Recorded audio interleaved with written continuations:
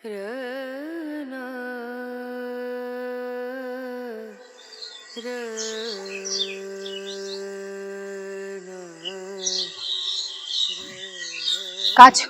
সাদার মায়ায় মিশিয়ে দিয়ে ভাবি, আবছা নীল তোমায় লাগে ভালো।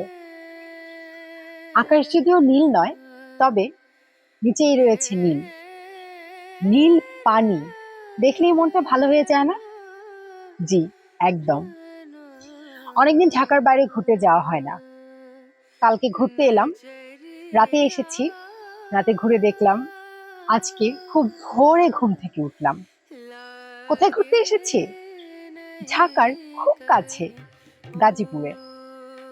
এই রিসোর্টটির নাম দীপালি রিসোর্ট, দীপালি রিসোর্ট 2।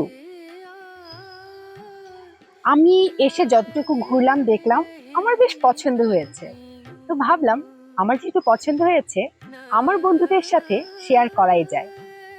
চলুন আপনাদের পুরো রিসোর্টটা ঘুরিয়ে দেখাই।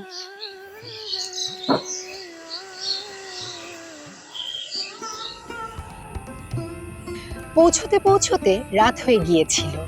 রাতের এক আলাদা আবেশ আছে। রাতের প্রকৃতি দেখাবো, তবে আগে চলুন থাকার ব্যবস্থা দেখাই। আমার রুম ছিল 3 তলায়, সুপার ডিলাক্স রুম।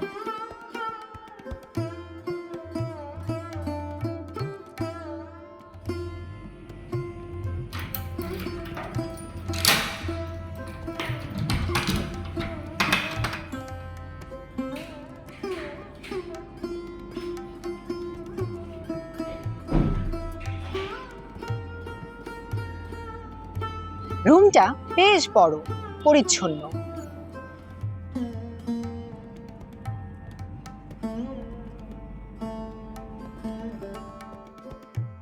ওয়াশরুমটাও সুন্দর। সবচেয়ে ভালো বিষয় গিজার ঠিকঠাক ভাবে কাজ করেছে। আয়নাটা যদিও একটু অপরিষ্কার ছিল। এই হলো রিসোর্টের প্রবেশ পথ। মোট 3টা বিল্ডিং আছে এই রিসোর্টে, তবে গাড়ি রাখার আলাদা কোনো ব্যবস্থা নেই, এভাবেই রাখতে হবে।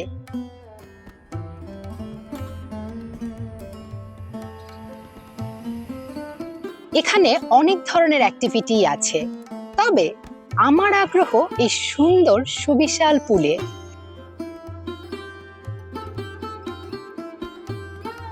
এই বাগানবিলাসটা পুলটাকে দিয়েছে অন্য এক মাত্রা।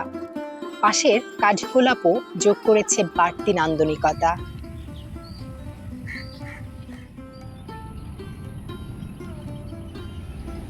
আরো আছে বাস্কেটবল কোর্ট, ফুটবল খেলার মাঠ, দোলনা, স্লাইডার। ইচ্ছে হলে খেলতে পারেন টেবিল টেনিস কিংবা বিলিয়ার্ড। মোটামুটি তো দেখালাম, এবার ব্রেকফাস্ট। প্রতিটা খাবারই সুস্বাদু ছিল।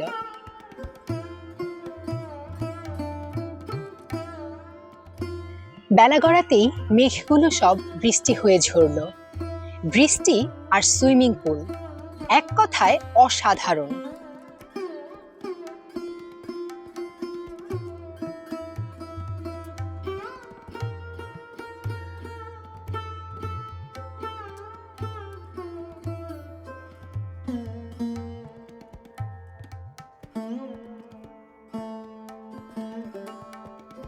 দুপুরের খাবারের পালা। দুপুরের আয়োজনও চমৎকার ছিল, স্বাদ বেশ ভালো, শুধু জর্দাটা সাধারণ মানের লেগেছে।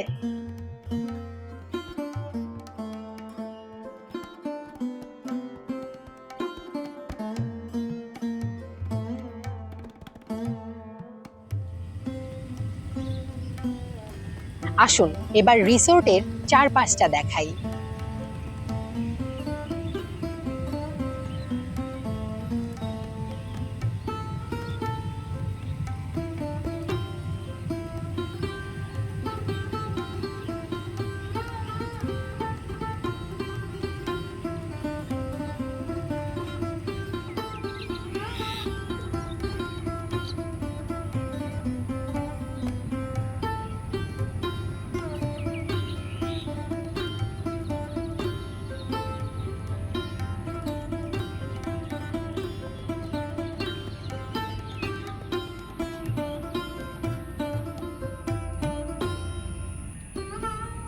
এই দেখুন রাতের মায়াময় রহস্যময় সৌন্দর্য।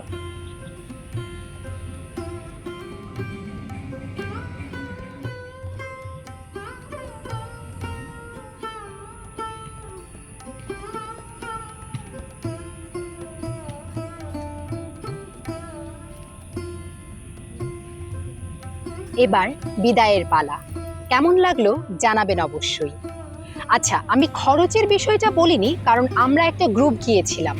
আমরা প্রায় 20টার বেশি রুম নিয়েছিলাম। তাই বিস্তারিত জানতে দীপালি রিসোর্টের ফেসবুক পেজে যোগাযোগ করতে পারেন। আমি কমেন্টে লিংক দিয়ে দিচ্ছি। মাঝে মাঝে সব ব্যস্ততাকে ছুটি দিয়ে নিজের জন্য সময় বের করুন, জীবনকে উপভোগ করুন।